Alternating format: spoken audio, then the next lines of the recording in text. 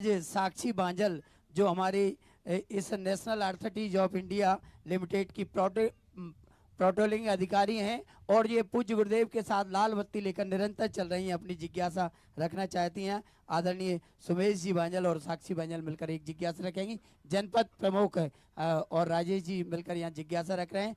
अगली जिज्ञासा होगी भोपाल से पूर्व एसपी श्री महेंद्र जैन की। अंतिम जिज्ञासा के लिए मैं निवेदन करूंगा।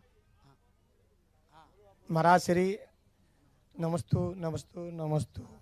महाराज श्री मेरे कौन से पुण्य हो गए जो आपके मेरी कुटिया पे चरण पड़े, और दूसरा मेरे क्षेत्र के सभी किसान बहुत सारे ये कीड़ा मकोड़े जो दवाई छिड़कते हैं थोड़ा उनका भी बताएं हमें, और जो साफ सफाई होती है हमारी यहाँ उसमें भी बहुत सारे कीड़ा मकोड़े मरते हैं, उसका हमारा क्या हो।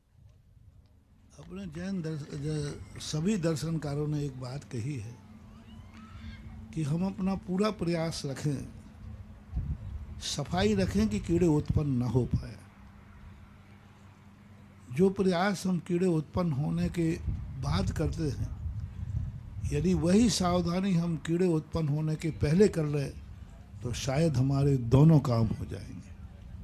हम कहीं ना कहीं चूकते हैं और चूक हो जाने के बाद फिर उस चूक का परिणाम हमें मिलता है तो बराबर वो दोष के भागीदार तो हैं, उन्हें दोष से रहित नहीं किया जा सकता, क्योंकि वो जीव भी अपना जीवन जीने के लिए ही जन्म लिया है।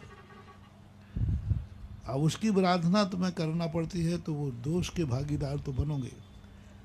बस इतना प्रयास जरूर करें कि हम जहाँ तक बने तो वो तैयारी पहले से करके रखें। यदि हम घर को, कमरे को सब तरफ से साफ करके रखें तो शायद जीवों की उत्पत्ति कम हो।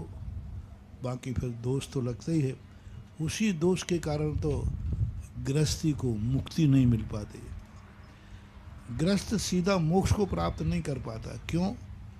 क्योंकि वो कितना भी बचने का प्रयास करेगा उससे कहीं ना कहीं तो अपराध हो ही जाता है। इसलिए उसको संन्यास की परंपरा क्यों आई? गृहस्थ से ही सीधा कल्याण हो जाना चाहिए? नहीं, इसलिए संन्यास बीच में आया कि संन्यास लिए बिना गृहस्थी में पूर्ण पापों का त्याग नहीं किया जा सकता। इसलिए बड़े बड़े राजा महाराजा भी अंत में संन्यास की तरफ जाते थे और सन्यासी जीवन इसलिए महत्वपूर्ण हो जाता। साक्षी जी जिज्ञासा रख रहे हैं, अंतिम जिज्ञासा के लिए रखी हुई। इसके पूर्व सारंगपुर जैन समाज से सारंगपुर वासी वहीं से हाथ जोड़ लें, ऊपर अपना निवेदन प्रस्तुत कर दें। सारंगपुर से सकल जैन समाज यहाँ उपस्थित है, निर्मल जी, अध्यक्ष जी और सब। और अंतिम जिज्ञासा पड़ावा से रूपेश सिंह जैन और एडवोकेट सब मिलकर एक जिज्ञासा रखेंगे। दीदी। तो गुरुदेव, मेरा सवाल ये है, आज के युवाओं के लिए है। प्राचीन काल में जैन श्रावकों ने ऐसे अहिंसक व्यापारों को अपनाया, पर आज के कैपिटलिस्ट समय में व्यापार और हिंसा एक दूसरे के पर्याय बन चुके हैं। तो हम जब भी निवेश करना चाहें, चाहे इंडेक्स फंड हो चाहे म्यूचुअल फंड हो, हम ना अनजाने में ऐसी कंपनियों में भी भागीदारी कर लेते हैं जो अहिंसा के प्रिंसिपल से इंस्पायर्ड नहीं है। सो गुरुदेव, जैन सिद्धांत करना, कराना और अनुमति देने के हिसाब से हम क्या करें कि हम आज के इन्वेस्टमेंट एवेन्यू में अपनी भागीदारी भी रख सकें और जैन सिद्धांतों का पालन भी कर सकें? कभी कभी कुछ चीज़ें ऐसी होती हैं जो हमारी प्रत्यक्ष अनुमोदन नहीं। एक मजदूर ने आपके यहाँ मजदूरी की और मजदूरी लेकर के उसने जाके शराब पी, तो आपको शराब का दोष नहीं लगेगा, क्योंकि आपने शराब पीने के लिए पैसा नहीं दिया है, आपने मजदूरी का पैसा दिया है। मजदूरी का पैसा दिया, उस पैसे से उसने शराब पी है। तो कई बार हम इन्वेस्ट इसलिए नहीं करते कि वो हिंसा के रूप में। हमने बैंक में पैसा रखा है, किसी पोल्ट्री फार्म के लोन लेने के लिए नहीं रखा है, हमने अपनी सुरक्षा के लिए रखा है।